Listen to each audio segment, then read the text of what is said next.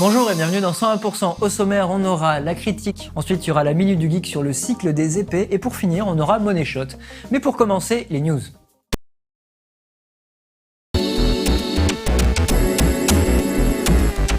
Alors dans un ancien 101%, on avait parlé un petit peu de Star Wars et du fait que j'avais un de mes colocs qui était en fait très novice par rapport à Star Wars et qui du coup avait un point de vue très découverte, que par exemple il était allé voir Rogue One et il savait pas où est-ce que ça se passait dans l'histoire, il avait trouvé l'idée sensationnelle alors qu'on savait tous en allant voir le film comment ça se passait. Et du coup j'avais envie de parler dans ce 101% de justement de ce principe-là, de découvrir complètement un film sans rien en savoir. Et pour ça j'avais envie de vous parler d'un film que j'ai vu, où justement on m'avait conseillé, parce que j'aime bien les voyages dans le temps, un film qui parle de voyage dans le temps, donc je le regarde. Et bon, j'aime bien ce genre de film et j'ai tendance à voir un petit peu les petits détails.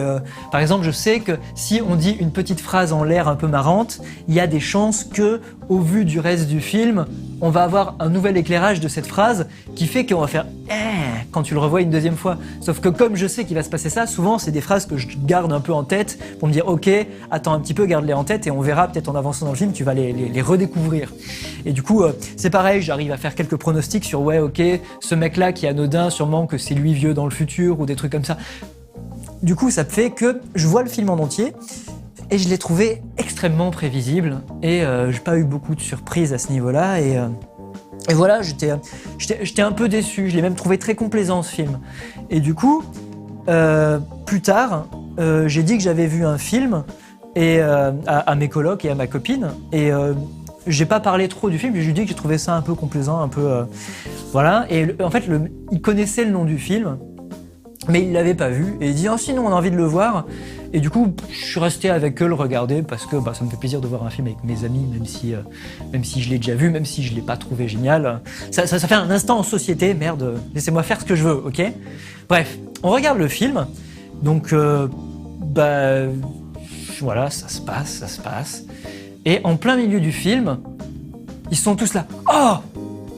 Et je comprends pas pourquoi il fait. Qu'est-ce qu'il y a ? Il fait en fait le film il parle de voyage dans le temps.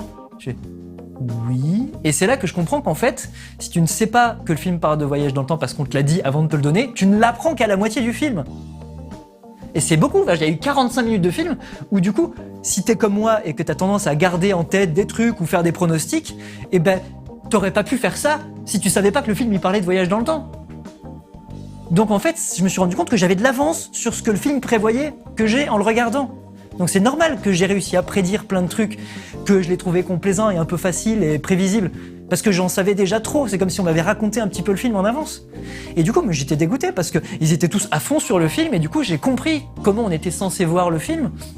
Et bon, malgré tout, à la fin, il y a une scène un peu où on te remet tous les voyages dans le temps dans l'ordre pour que tu comprennes ce qui s'est passé.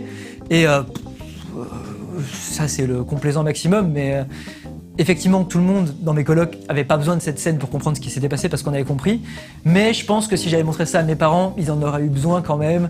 Donc je comprends qu'il l'ait mis quand même pour que, voilà quoi, il faut quand même que t'aies tout le public, même ceux qui sont particulièrement pas à l'aise avec ce genre de film. Donc je peux comprendre. Et donc j'ai complètement changé d'avis par rapport à ce film en me rendant compte que c'est juste, j'étais mal entré dedans quoi, et ça me fait chier qu'on m'ait donné ces informations. Du coup, je vais vous donner une autre anecdote après la critique.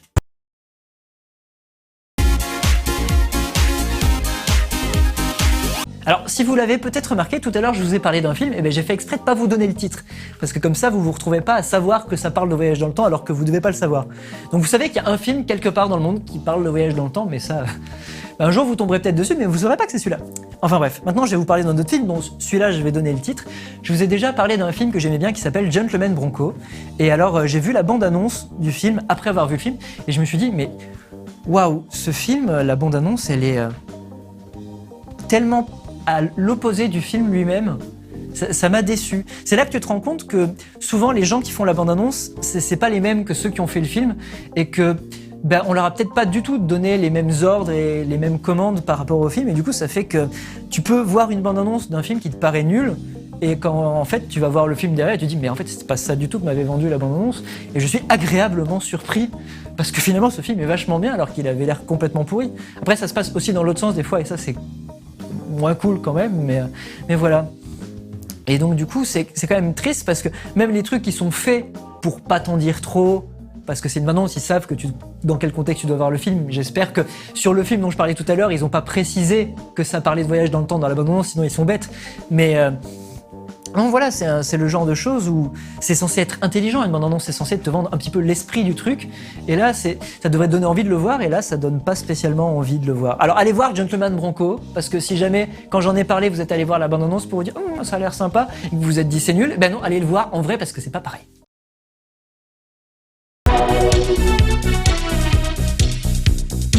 Et pour finir, j'avais envie de vous parler d'un film que j'ai découvert il y a pas très longtemps. C'est un film qui est sorti en 2016 et du coup je l'ai vu il y a quelques mois et c'était vraiment un film très très chouette. Je l'ai trouvé très absurde, très rigolo même s'il était con le film, avec une certaine réflexion quand même derrière et je l'ai trouvé assez extraordinaire. Alors c'est un film qui s'appelle Swiss Army Men.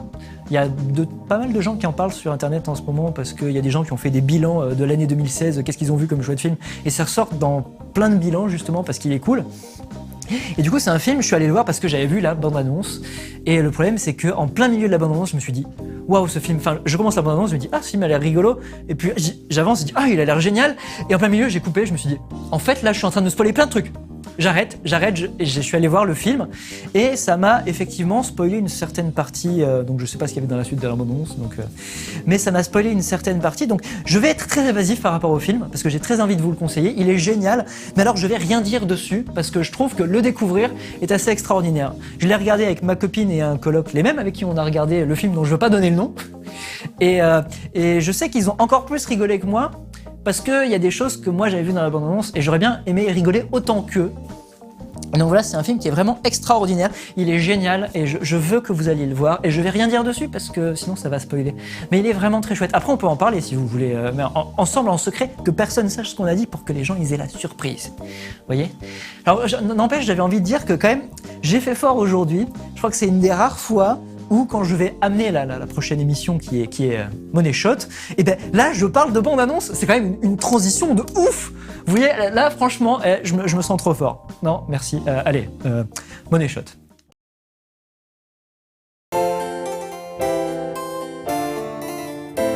Vous avez pu constater à quel point j'aime pas être traumatisé en sachant des choses à l'avance en allant voir des films. Moi j'aime découvrir et en savoir le moins possible. Et à la limite, après je veux bien aller voir des making-of, aller voir tout un tas de trucs et tout, mais après que j'ai eu l'expérience totale d'abord. Enfin voilà, c'est la fin de ce 101%, je vous dis à la prochaine fois.